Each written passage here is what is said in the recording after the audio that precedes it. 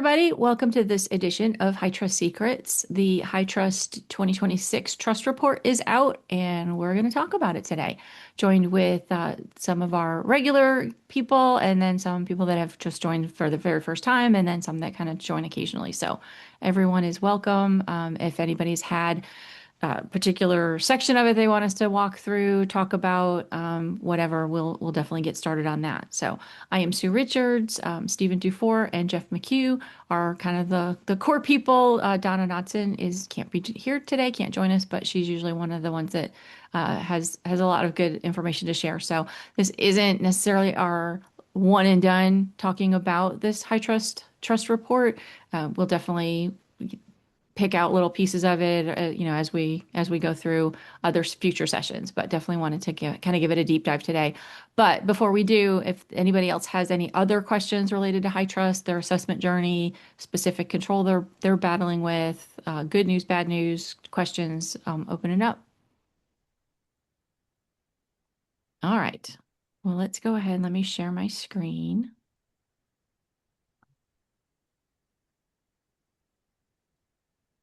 And let's see, there it is. All right, so let me share my screen. All right, so when you got to the HITRUST website and you look for the trust report, these are kind of the headlines that they've got on their screen. So, still very, very costly for healthcare related breaches, 7.42 million on average. And that's from the IBM's most recent data breach report. The percentage of breaches where a third party is involved has doubled. And that's, coming off of the Change Healthcare one from a couple of years ago. And, just understanding how more and more healthcare companies are relying on their supply chain and their third parties and making sure and scrutinizing that relationship is going to be key. 23% of overall breaches are in healthcare. Not fun.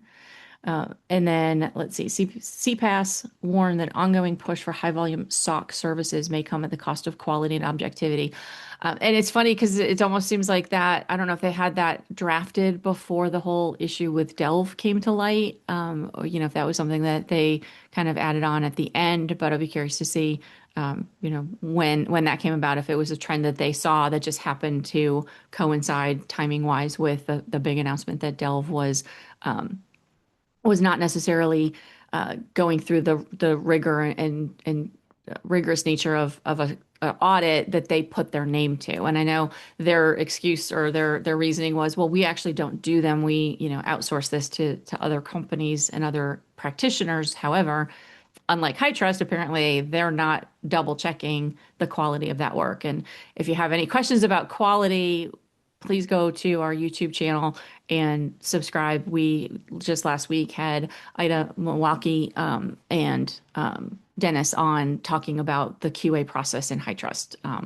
And I know I massacred Ida's name. I said it right in the recording, so practiced It's it. But Ida Waniki. Waniki, yeah, okay. Yes. So I was like thinking it was like Milwaukee, but I'm like, no, I didn't. No, I didn't pronounce that correctly. And then 47% of companies affected by a cybersecurity breach. So not necessarily, data physically walking out the door from somebody who's broken in and stolen a laptop or something, but, from a cybersecurity online digital means. So, all right. So let me actually get into the report itself. So I did download it ahead of time just to make sure. Um, but what I thought was interesting was, and this is one of the big headlines that I know HITRUST is going to be talking about, is the improvement of breach-free organizations. So organizations that have had a HITRUST certification originally were 99.36, almost 99.4% immune from breaches, and now it's even a little bit better than that. So almost to the five nines. I guess that's the goal, right? Is to get to 99.999%, but pretty decent, especially knowing that the attacks are getting more sophisticated and more frequent, and the breadth of HITRUST certifications is growing as well. So there's more companies certified, but fewer actually breached, thank goodness. Um, And this message from Gregory Webb is talking about the fact that high trust has relevance and reliability. And again, relevance comes into play with the threat assessments. Looking at controls that will specifically be adapted to emerging threats. Kind of keeping up with that. And so, and I've seen that. I mean, I've seen that in the E1. Some of the controls, some of the languages is improved from one year to the next or one version to the next, but also some of the controls that they're looking at. They've changed that third party risk to a broader control that kind of covers more of the exposure that a new organization going through their E1 would really be looking for. So, and so they adapt to that as well as that reliability of the process that goes into a high trust certification. That you as an organization do a self-assessment, then you have your third party come in, verify it with evidence, with fact gathering, and then have high trust review that again just to make sure that the standards are being kept. So. Is there any sections of this that anybody wants to kind of walk through? At the beginning, like I said, I know the big headline is the 99.62% breach free. We can talk about mine if you want. Yeah, absolutely. So mine is on page 20 if you want to scroll down to it. Okay. Yep. I will get there. I don't want to, there. Okay, perfect. And so I really appreciate this because whenever I work with the smaller companies or larger companies, just really depending on the engagement, really start to focus on the conditions of access and the conditions of action, right? Like those two things combined really, I guess, are the core of how I help companies either redesign, design, or modify their security programs and kind of identify those gaps. So on page 20, 3 or 4 out of the 5 requirement statements that are identified are within the access control domain. So even still, and I want to say the previous reports as well really focused on the access control domain as well. So still, it's one of those things that needs to be improved, both as a point of time improvement, but as well as strategically and over time. Well, and you can even argue that network protection, the particular control here with, making sure there's a gateway or firewall is also an access related item as well. Yep, absolutely. And some of them are like kind of basic, right? Um, like the allocation of privileges for all systems and components is controlled through a formal authorization process, right? It's like I think like authorization, like also part of the change management process, making sure you have a password, multi-factor authentication, whatever that happens to be. Mhm. This next one is not fun at all. The organization What, reviews user reviews? all accounts. Depends on how big your organization is. Yeah, for a small organization, like absolutely, like you can do that in maybe an hour. At previous company that I worked at, we would do this every month because we were small enough to actually do it every month. And then we would have the previous assessment, we would have the current assessment, we would see the diff and do a review on the diff, including some of the privileges, right? Right. As And then well. as a smaller organization, you can very easily call over to your HR team, which is usually one Yeah. person, and go, "Hey, Right. did so and so, didn't they leave?" But I feel like this is a place where AI could be incredibly useful, right? So Yep. it can help you evaluate faster, role changes, different shifts and that sort of thing. So I don't know. I'll leave that where it is. It's not a perfect solution, but this is one of those granular, it's a volume thing, and AI can be useful. And the last one that I'll talk about here, the organization limits authorization to privileged accounts on information systems to a predefined set of users.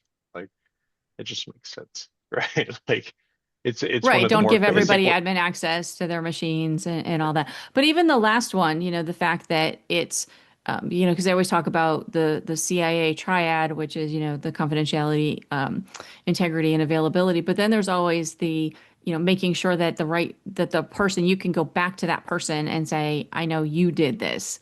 And so having that named person as opposed to a group or temp or, something like that, so that it's not a generic thing. It's not one of three people that could be at fault for something. It's to really dig in there and say, hey, I know it was you because it's a specific person that's named in that account.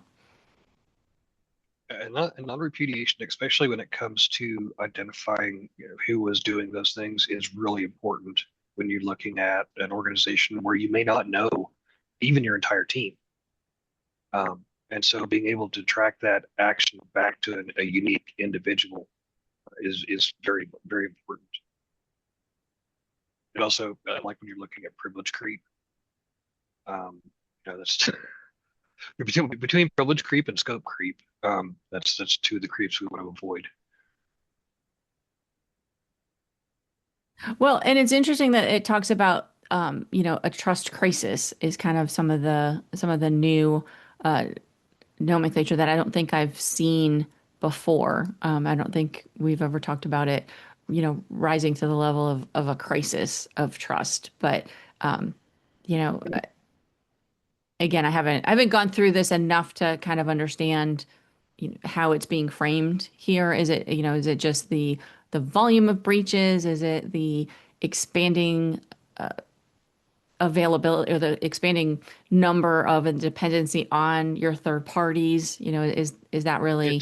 It's a number of those different things, including, I mean, and if you look at the breach rates from third parties over the years, the delta in increase is just incredible. That's really what we're looking at. Is a lot of organizations are, you gain efficiency by going to a third party, but at the same time, you're also introducing a lot of risk depending on the amount of functions that they're doing for you.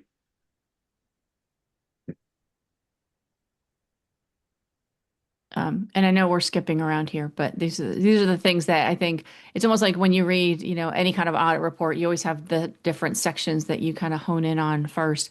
And for me, it's always the corrective actions. What is it that causes corrective actions?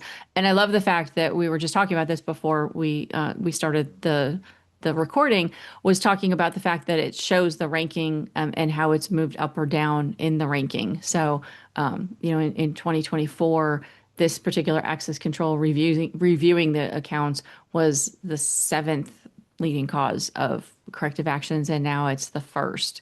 And, again, Donna, that's probably where AI can kind of come in and help with that, provided you have the right prompts and the right programming in there to say, this is how we're going to do a user review, and this is how I validated that it's not giving me the wrong information or telling me everything's great when it's really not.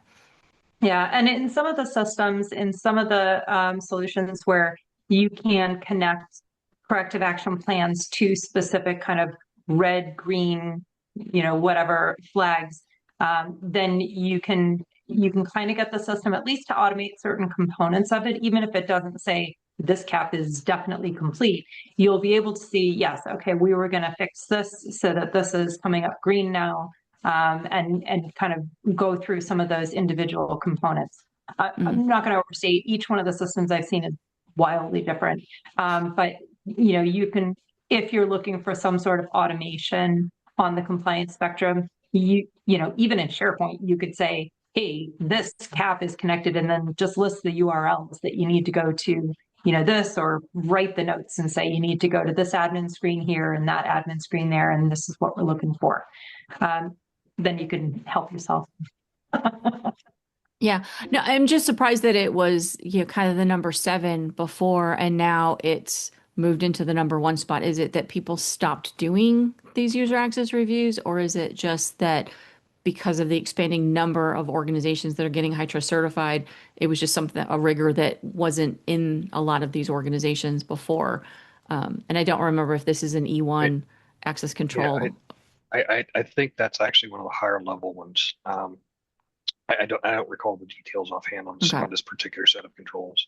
But one thing interesting to Donna's point about using AI is if you have AI interconnectivity with your systems, one of the challenges organizations often struggle with is not the onboarding piece where we're trying to get access, but the offboarding piece where oftentimes, especially if you have a high risk departure, where you're trying to shut things down as quickly as possible, if you can get an AI system that knows where all your systems are and can immediately clamp down as part of RBAC system, that's really much better than trying to go through and manually shut off all the different things that they gain access to over time. Mhm. So that would be one strategy to use that, to go and kind of web crawl your system, say, hey, what I'll do is, does this username or this identity have access to? Yeah, that makes sense. I've also found it interesting that third-party assurance that this control for the SLAs is moved, but not by much. So it more looks like it was overtaken by the user access reviews. And again, it's a review process, and in a lot of cases, it's a manual review process to say, hey, this vendor said that they were going to do it like this. Are we going back and double checking, or are we just trusting that that vendor is doing what they said they were going to do? And, maybe it comes on our radar when it's a huge item, but, are we ever checking the little details on those service level agreements? And I also want to add, I think that one is also one that's getting more scrutiny from the HITRUST QA group, because I was involved in in an interim assessment that the year before, when I went through the full assessment, the evidence that was provided was a specific set of evidence. So going through the interim, I was like, oh, okay, well, if I just, give them that refreshed, we're good.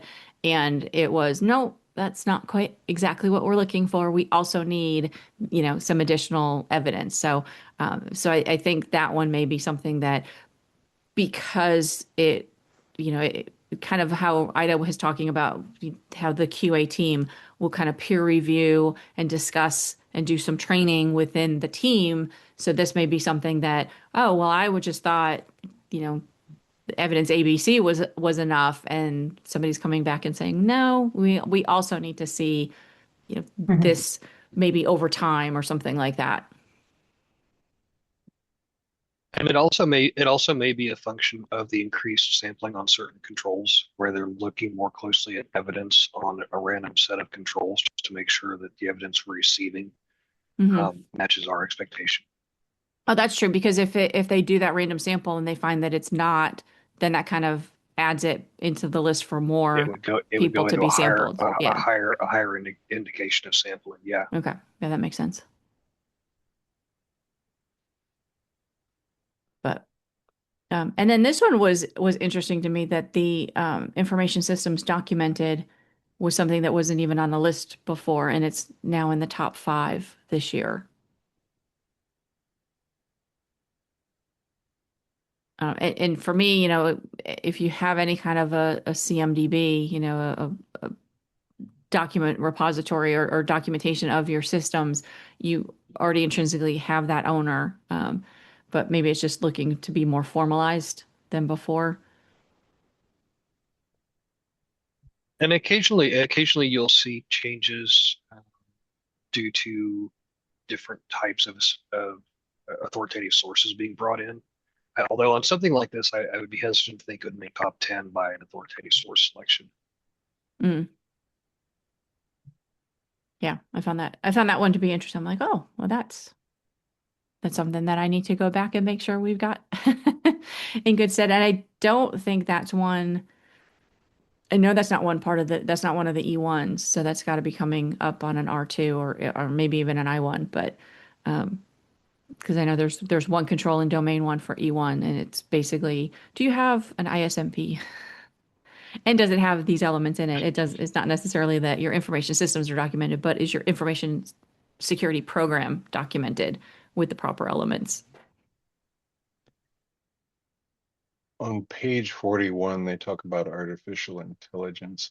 I'd be curious to see, Ooh. because it's its own certification. And I think last year was the first full year that they have. Mhm. So like some number of clients received the certification. So maybe next year we'll get that year over year comparison about which particular controls were in the top 5, which ones had caps and stuff like that. So looking forward to next year's. If you go to the next page, third party risk management, Yeah, so we had a really good discussion the other day with Jason. I've also, I don't know if this is possible, but maybe we can talk about inheritance when it comes to third-party risk management, because I know I can submit evidence and also a particular control requirement, maybe 50% or 100% part of the inherited model because it'll be like Azure or AWS or whatever it is. Might be beneficial to go over actual inheritance and how it works, because I'm not even clear on exactly, because that my external assessor did the majority of that work for me, right? I go in, I say I use a cloud, I am reviewing on an annual basis like SLAs and like how they do operations and stuff like that, read their HITRUST report, so on and so forth. So I know it works. I just don't know the ins and outs. And also maybe for future reports like this, talk about, I guess, the third party providers that provide a certain percentage of coverage. That way, you know, I Microsoft th Azure provides 95% of all inherited control requirements. I don't know if that's even documented anywhere. I was kind of freestyling just now. there's the uh shared responsibility matrix. I just don't know where it is on the. Well, I do like how they're taking a third party risk and turning it into an advantage, right? It was interesting Exactly. how many of these organizations are pursuing third party, how many hours they saved in assessments um, by having this in place. To me, that's fascinating. That Hmm. there's real money behind that. Yes. Yeah. And so Yeah. here's all of the different organizations that have that have gone through a high trust certification that offer some sort of external inheritance. Can you put that link in the chat? Yeah. I definitely need to know more about inheritance and just see how it works. Well, and keep in mind that that is only the ones that have a published, tailored shared responsibility matrix. So there are other organizations who don't list themselves here publicly, but if you are one of their customers, you can request through MyCSF to get the inheritance. This one specifically that Sue's showing on screen, this is the one where we have worked with the provider to do a tailored shared responsibility matrix. So this will only show those controls that were tested under that assessment. Yeah. And with the shared responsibility matrix that you can extract through my CSF, it gives you a good starting point. Just to be clear, those are not guaranteed percentages. Those are a maximum available percent, typically, of what you could inherit depending on your relationship with one of these third parties. It's a good place to start because there are so many, they can get overlooked. And I've worked with clients who've overlooked quite a large portion and they've struggled on the assessment because of it. Because then they're sitting there trying to figure out how they can prove out things that they don't actually do. They rely on a third party for those things. So taking a look at that in the first instance, making sure to get those requests in early, and that'll give you more information to go on. But yeah, it's absolutely essential, and I continue to be surprised how overlooked it is. Is this also something you had mentioned before where a particular data center met the requirement, but a different data center in different region did not? So then when you're reviewing the requirements in the shared responsibility matrix, you use the one that did not meet the requirement. Therefore, you were responsible for that. I don't remember if that was you or a different discussion.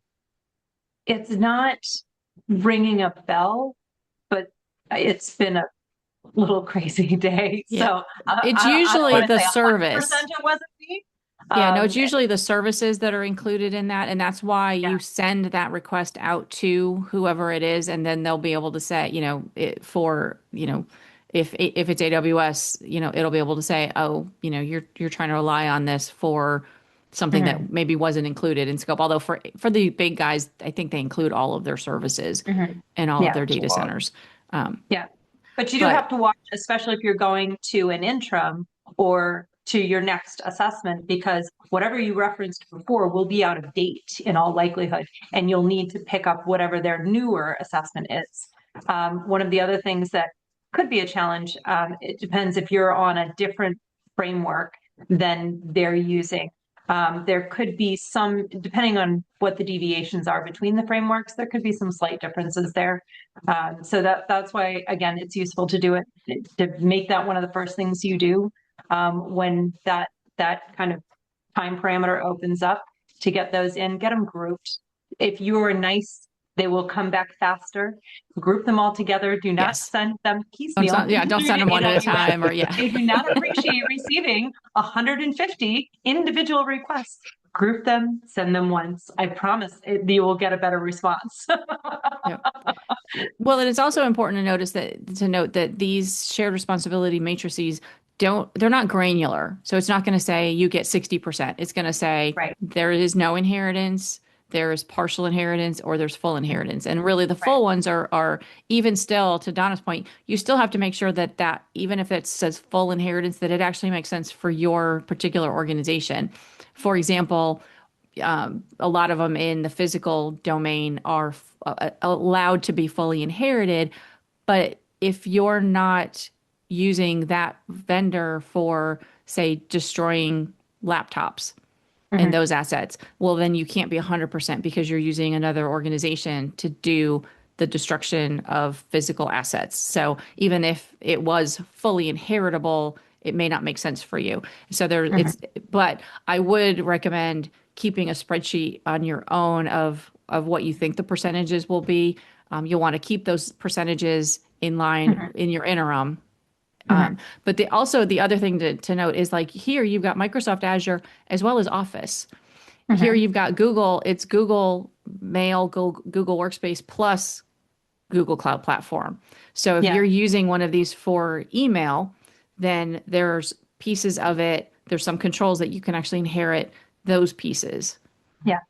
I am going to do a little plug for my CSF, because I know some people balk at the cost of the subscription. If you plug in all your inheritance once and then you clone your assessment for your next assessment, there's a lot that carries through, and you can go through, you will need to, re-up and kind of look and make sure that you selected the new one, but you won't have to think about which ones you did last time, right? So there's a lot of benefit there that my CSL helps carry through when you have an ongoing subscription versus if it just spins up for your individual assessment period.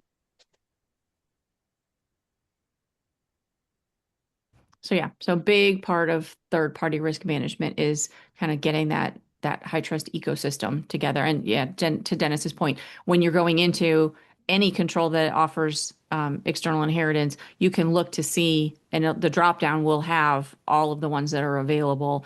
And so in some cases, you may have, like, say you're using version 11.7, so you've got controls in there that weren't in the 11.5 or 11.6 that vendor used for their assessment, so that they won't show up in that dropdown list.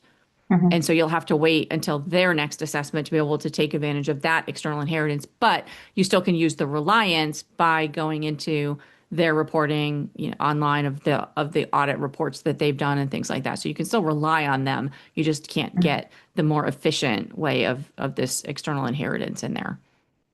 Yeah, great point. And also, and I'm not going to turn this into a CSF plug, but for those of you who use the offline assessment module, one of the feature sets of that is that when you generate the module, it actually lists all the possible inheritance providers in the dropdown. So when you, okay, yes, you're surprised by this.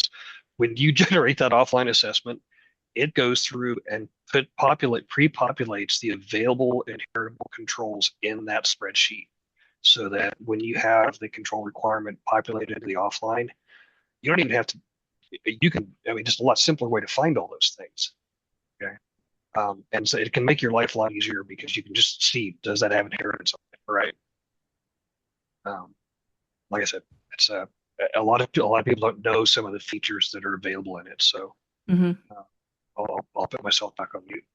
Oh, no, you're fine. Keep talking. Keep talking, keep talking. Tell us all the secrets. Well, and that would be a great demo for a future one is to walk through a sandbox of here's how external inheritance works, as well as offline assessments, because offline assessments scare me. I never want to go into a client and say, yeah, let's do an offline assessment, and then go, oh, well, now you can't be online and do anything because I've got your offline assessment.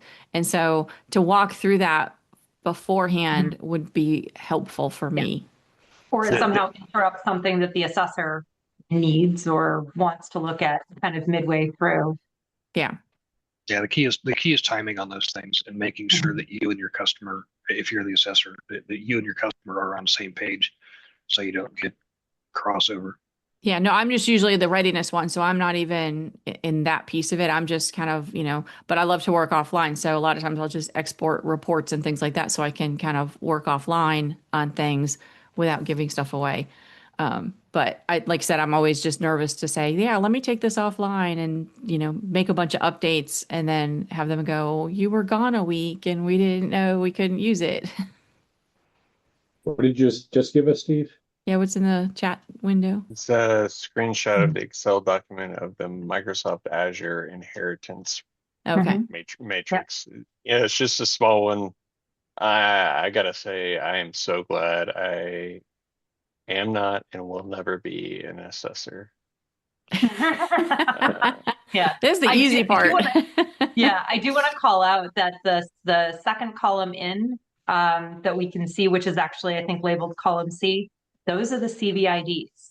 So for anybody who has, who's going, oh, right, well, I didn't find a lot of my, buids or the unique IDs located in column B, look at the CVIDs. If they're using a different framework, that's where you want to look. Or if you're using, an E1 or an I1 and they've used an R2, look at the CVIDs. It will help you bridge the controls from one framework to another.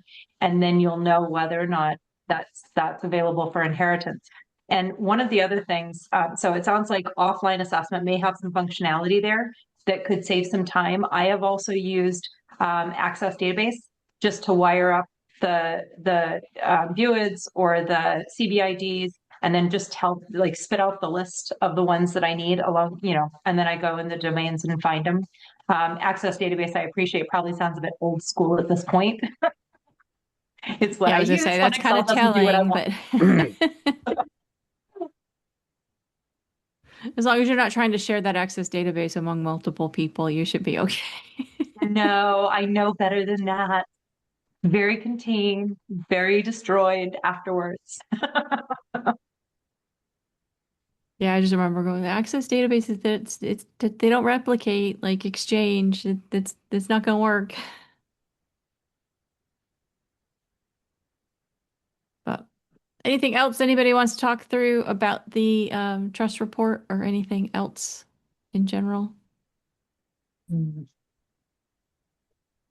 I That's it just for now. go back to like page one? Was it page one? Sorry, it was on the website on the very first top area of the website. 40%, 40% of organizations with $1 billion or more in revenue have had a breach. Why isn't everybody using HITRUST? Why would you use anything that didn't have a published breach rate of less than 1%? Yeah, I don't know if that's in the report. I don't see that here. Sorry, look at the web page. Page 4. It's on the web page. Oh, wait, page 4. Yeah, at the very top, 47%. Oh, okay. I was just looking at the 99.6. Yeah. And so KPMG, it was KPMG's study. I can't find the footnote here, Okay. but I know that it was KPMG's study that released that. And it was over, I think, 200 C-suite folks from billion-dollar plus revenue Oh, right here, organizations. yeah.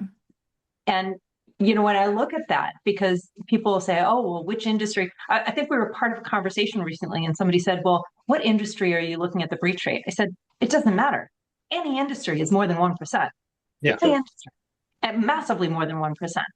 And where you're looking at HITRUST provides a framework, and you follow the framework and implement the security controls as they're designed, not just for your tick box, but you have to embrace them. You embrace them, implement them in the spirit that they're designed, and you can achieve that less than 1% breach rate. It's all right there.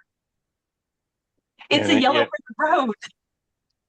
And if you go to page 15, I think there's also that misconception about healthcare versus not healthcare, right? So there's the percentage breakdown across industry, right? Yeah. It's pretty important. And you see financial services, coming down the way because they stepped in, they were a hot topic, going back a decade or so, and I'm sure they still are. But they've stepped up their game. They've really stepped up their game. The healthcare industry is getting there. You'll see a lot of even the smaller providers, kind of the individual doctors and dentists and whatever going across the U.S. They're now part of groups because the groups help provide the security. They then they're able to share the costs of cybersecurity, reviews and audits and assessments across different practices, right? So that's, I think, one of the reasons that we're seeing some of those groups pop up now, where it's not just, Dr. Miller down the road, it's Dr. Miller who's part of Catalyst. Yeah. How do we help those folks, Donna?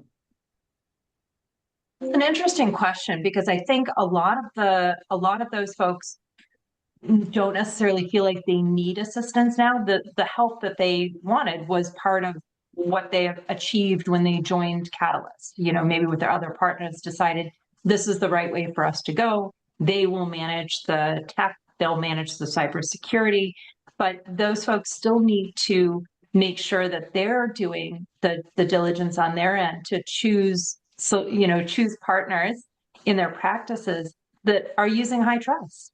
Because if they're using HITRUST, then they can have more confidence that all the efforts that they've put in giving up their complete independence on their practice will be worth it because they're getting the cybersecurity they think they are, versus organizations that might be using, patient management solutions, which are not HITRUST certified. So I'd put that out there. I mean, if you're a physician and the whole point of joining a Catalyst or somebody else similar is to protect your patient data and keep you out of hot water and make sure you're not going to lose your whole practice in a ransom attack. You want to make sure you're using something that's really strong. Well, and to amplify that, one of the things that we were looking at I was on the CISA 405D working group years ago, and that was one of the very direct questions we were tasked with is how do we help small organizations, maybe even isolated in some cases, how do we help those folks get core security controls in place? What are the hardest hitting controls? And that's where you see the HICP small, medium, large organization controls come in. So there's definitely efforts around it. I know several state efforts that are going on to help primarily small, rural, isolated areas who may be, a single practitioner or, the two or three doctors together, providers together. And there's a lot of attention on getting those folks the help they need with their cybersecurity and information risk programs.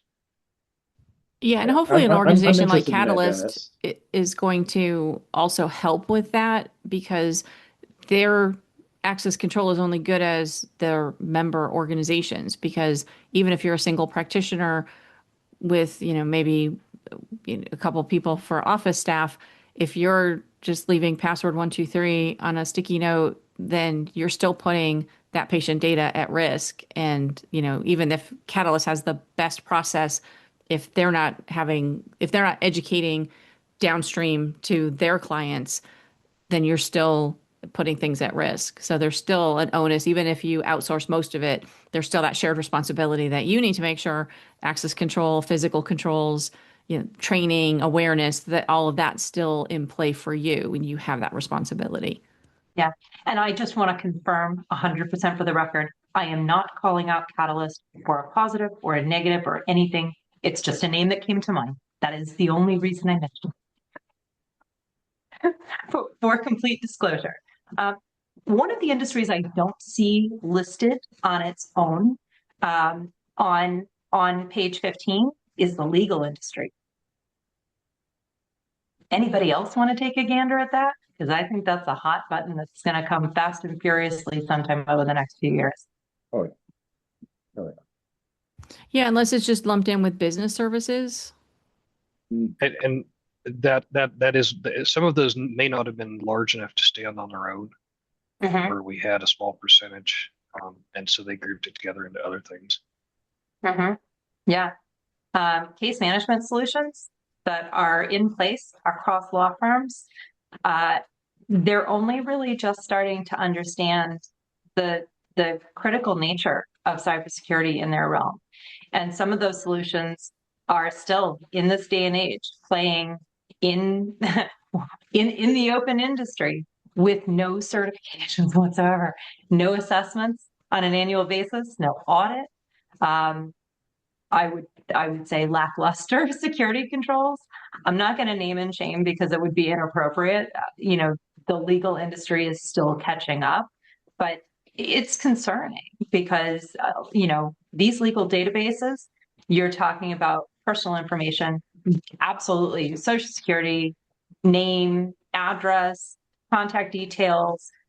Depending on the nature of your engagement with the attorney, it could be anything from divorce to injuries and medical records. This is important data. Not only that, the level of detail that's available to someone on the legal side, because like in a divorce proceeding, you'd have to list assets and locations and amounts. Yeah. I would hate to think what would happen if someone was to use that for nefarious purposes. Yes. You know? Completely agreed. Completely agreed. Well, in some cases, it's still a very paper intensive as well. I mean, filing with court documents and all, it's usually reams and reams of paper that you're manually filing in as opposed to electronically submitting it and all of that, which is to me amazing because to your point, if something goes astray or somebody looks over somebody's shoulder and there's paper there that they can definitely compromise. Yeah, and COVID supported that effort quite a bit, but many of the law firms were dragged kicking and screaming into e-filings during COVID. And to say that they're not prepared for the cybersecurity side of that goes with it is an understatement. Dennis, what's your favorite page on here and why? I got to be honest, I've been in meetings for the last 2 days and I have not looked through the whole thing. Okay. Next time. Yep, next time. I will. After you finish the external inheritance demo. I'm going to do some work. I'm going to do some work on that because I think maybe a session on the offline and the inheritance, maybe something that'd be good to have on a recording. Yeah, definitely. Yeah. And even if you don't want to do it here, we'll point to wherever you end up recording it, but we'd love it to be here. So that way we can ask a bunch of questions. There you go. I think my favorite page is 22. Breach-free rates going back 4 years with massive consistency. I do like, I will agree, Don. One of my favorite things is that not only do we maintain that high breach rate, that lack of breach rate, but we increase it every year. The other thing, and I don't know the page number specifically, but the other thing that I'm always happy to see from, IT geek, security geek. So let me qualify that. But one of the things that I'm always happy to see is that as we go, we still see high closure rates on required corrective action plans. So we're seeing fewer corrective action plans from the get-go, and we're seeing a high success rate of getting those closed out. 29. Yeah, it's I love the fact that we're keeping those numbers down, and so it speaks to the level of effort that organizations are putting into getting certified, the prep work, and maintaining those, because especially when you see a lot of those organizations who may have gone from either a later version 9x E1 I1 or R2 transitioning over to the version 11 I1 or R2. um, there's a lot of potential for, at the very least, corrective action plans, and some required caps, Mhm. for people who are trying to catch up on policy and some of the other things as we refresh the visibility of those controls and the testing of them. So I'm still happy. I'm happy to see that those organizations are still maintaining that effort. Yeah. So was it this 139 that because I don't want escalated QA 29, sorry. 29. Okay, sorry about that. Yeah, no, I agree that is encouraging, right? The breach rate number is great, but you're always holding your breath. Does that go down? But it's the attitude of, continual improvement. And I think that just shows that the user base going for a high trust certification is committed to continual improvement and having that strong control environment rather than just, hey, we're going to go through the motions and we're going to have a 99.6%, non-breach chance, right? So I Mhm. think that was very encouraging as well. I agree. And Yeah. I think one of the things that we're able to keep that at that level is, as you know, we changed the way we present the control requirement statements from 9 to 11. And so now organizations have it in a much easier to see way when they're doing the attestations. And so they can prepare their internal teams a little bit better for what the auditor, what the external assessor is going to ask for. And I Mhm. think we're going to continue to see good results out of that. Yeah, I also think there's a huge appreciation for what high trust has built over the past couple decades. The more people who understand what high trust is, not just an assessment, but in the spirit of what it can actually achieve, that's where you get, and the phrase brand ambassadors sounds more marketing speak than anything else, but there are folks who understand the true value of what high trust is and what it can do for an organization. And this is where I feel that there's so much more still to build as far as helping other people understand more about high trust and the value of it. I continue to speak in the entrepreneurial realm, not just to the entrepreneurs themselves, but to investors to say, take a look. If you're investing money in something, please make sure, because tech, as always, continues to be, one of the hottest areas to invest. And if they're not looking at security, they're leaving their money on the table and not protecting it in the way that they could. Or they should, Donna. And actually, so that's one of the items in this report that I think is a miss. The whole report talks about all of the benefits, but it never mentions, or maybe I missed it, fiduciary responsibilities. It provides all of this, but it never says explicitly that Mhm. that it's doing these things. Boards and CEOs don't move because of frameworks; they move because of legal requirements. They move because of breaches. They move because of all of those things, not because of the Mhm. framework itself, but the framework is providing all of these things.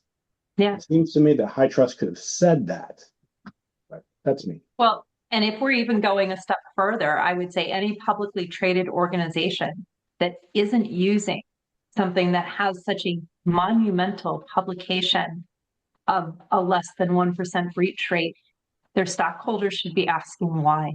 Why? Why are they not doing this? Are they genuinely, protecting my investment in Yeah, their fiduciary responsibility? exactly. And you can prove it with high trust. So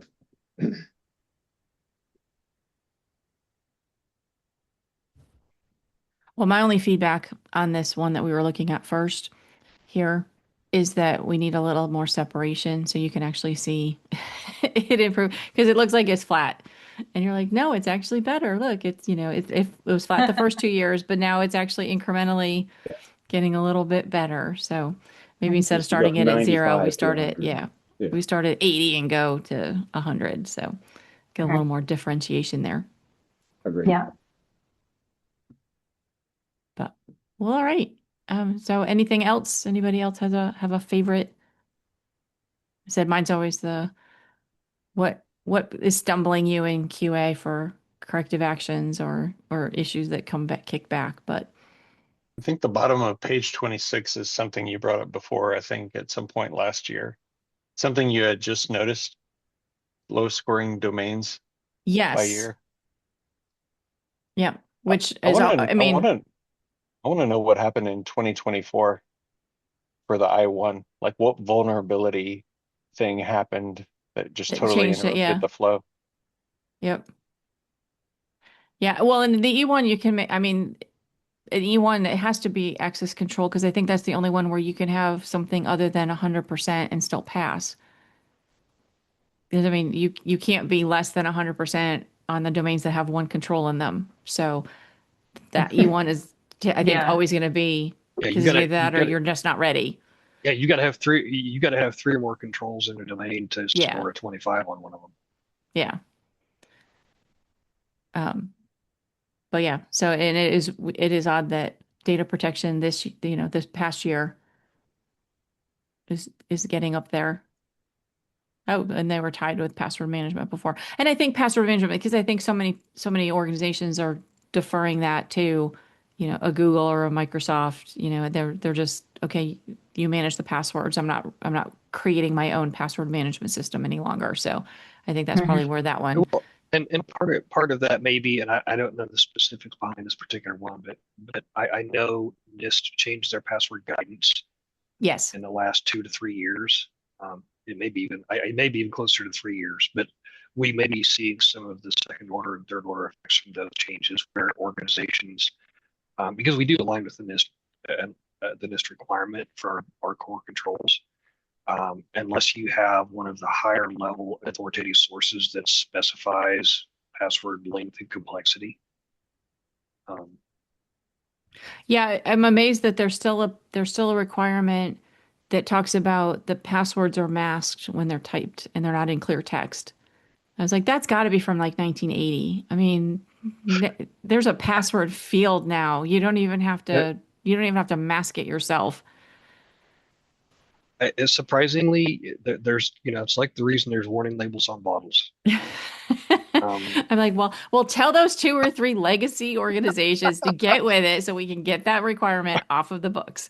yeah, um, I'd love to, but here's the thing. Here's the thing. If we don't ask it, we don't know. And it's an Yeah. easy, it's, But it just seems like, we're like, okay, we're using industry standard and best practices for this. And like, okay, well, send me a screenshot that shows, yeah, little yeah, dots instead of words. And I'm like, oh, really? Okay. I mean, that's yeah, like the yeah. easiest one, but That are the ones with the obfuscation, and then you can select on or off. yeah, That's the ones that always get me. It's like, why would you not obscure your password? right. Well, because it's too long and you can't remember exactly what you're There is typing. that. There is that. There is that. Yeah, it was funny. I was on a call and it was a AI that was trying to say, we've sent you the 6-digit number, say the 6-digit number. So I was saying the 6-digit number and they're like, that's not right. And I'm like, I'm looking at it. Of course it's right. And so I, slowed down and did it again. And it was like, nope, that's not right. Please, say the 6 digits. And I'm like, I did. So I had to very specifically go, the first digit is. It's so I was like, please don't. way off topic here, but most of those systems will recognize DTMF, so you don't have to say the digits. Oh, okay. That would be nice. Trick I learned years ago. Because my husband was laughing at me because he could hear me from the living Yeah, room as I'm if screaming you into the phone. especially if you have a noisy area where you're trying to punch them in, DTMF is much easier. Okay.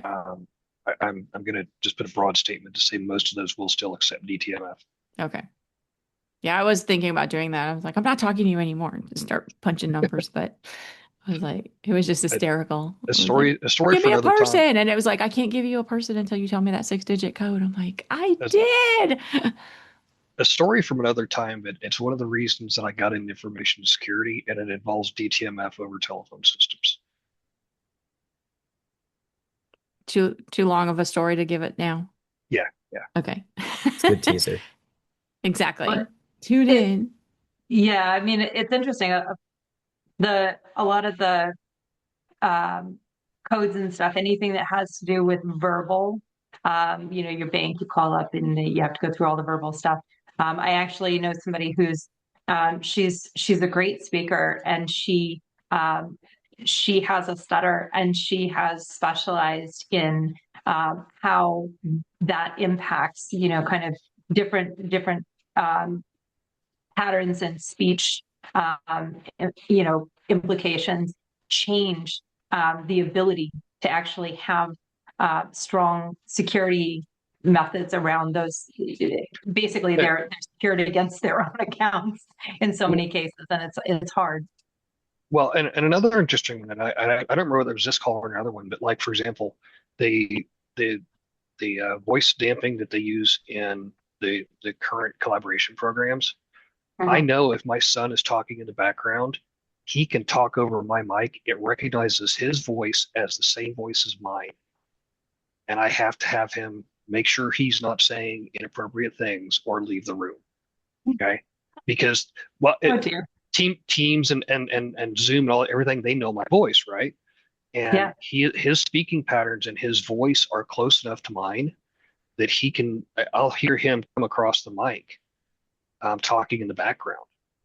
And it's interesting because, like, on my wife's side, we were sitting at the table one Thanksgiving or Christmas, and all the aunts were together, and they were all familial sisters. And one of them said something, and three other sisters' phones opened up to "Hey Siri." Oh, Yeah, my daughter can open my wife's phone. Yeah, I can So, imagine. like I said, fun conversation time. for another time. But it's interesting to Exactly. see, to Donna's point about, I hadn't even thought about a stutter affecting something Mhm. like that. That's a very good point where you may have to use recorded prompts or something to get the data to open up the system or authenticate. Mhm. Yeah. Yeah. So she lovely woman. But she has done, I think she did her PhD kind of paper on fraud and security, and how things like stutters impact all that. Anyways, I'll just, for anybody who's interested, I've popped her LinkedIn in the a link to her profile in the chat window there. And then Patrick, just for Jeff, for you, the value of HITRUST.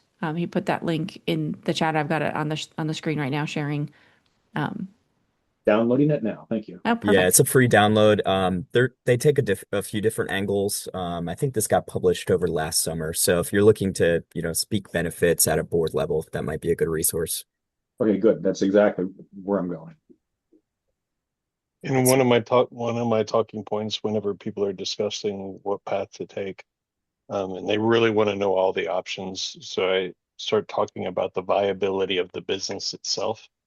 So if Hmm. you focus on an ISO 27001 versus an ISO 42001, or the generic NIST Cybersecurity 2.0 framework, or the NIST AI risk management framework, talking about potentially 7 or 8 different sources to get the same effect of a HITRUST R2, right? So when we're talking about HITRUST R2, check the box for HIPAA, check the box for AI, so on and so forth. And depending on your scope and the coverage um, of your assessment, you may have better coverage than you would otherwise, because you're not only doing security, you're also doing elements of privacy, you're also doing elements of AI, you're also doing elements of business continuity and disaster recovery. And that's why I use the term viability, right? The system itself will sustain because of the practices that you have instilled through HITRUST. And so that's really the focal point there, because a lot of people will say, oh, well, HITRUST too expensive, $30,000 for my CSF, maybe 40 for your external assessor. And at the same time, if you start going down the ISO path or the external assessor path, depending on um, NIST 3.0 versus 5.0 scoring mechanisms and what you want your maturity to actually be and how much work you want to do, just ends up being less expensive, Mhm. because there's clear overlap, but then there's also clear benefits and clear differentiations. To give one example, like when you're going down the ISO path, you have that annex of controls that this particular control, you can review applicability to to your own organization, review it, document it that it's not appropriate for your organization, then it's just not. You did what you needed to do in reviewing the applicability to your organization. But in HITRUST, you're saying we're basically going to do this as long as it's not an NA, right? Type of thing. So like, it's almost like saying our source of truth is HITRUST. Yeah. But, you know, HITRUST offers, so part of what you're paying for is the extra check and then the extra check, right? So most of the assessors have internal QA teams who review, you know, what the work that the assessor team has done. And then it goes to HITRUST and they review it again. So it's not just one person who's gone through and said, yeah, that looks pretty good. It's a review and a check and then a double check and then another check. And that's part of the value there, because they're able to call out and everybody's going, okay, is this buttoned up genuinely the way it needs to be? And, you know, leadership doesn't have to take the word of, you know, one person that they've hired for information security. Not that leadership would be trying to trim that budget, but the one person they've hired, they don't have to just, you know, take their word for it. They can look and go, okay, right. So this person has gone out and got HITRUST. They didn't just collaborate with an assessor to produce a report. They actually went through, put the organization through all the paces and proved it to 3 separate teams of people. Yep, absolutely. Yeah. All right. Well, thanks everybody, and we will see you here next week. Have a great week, everybody. Thank you. Bye. You as well.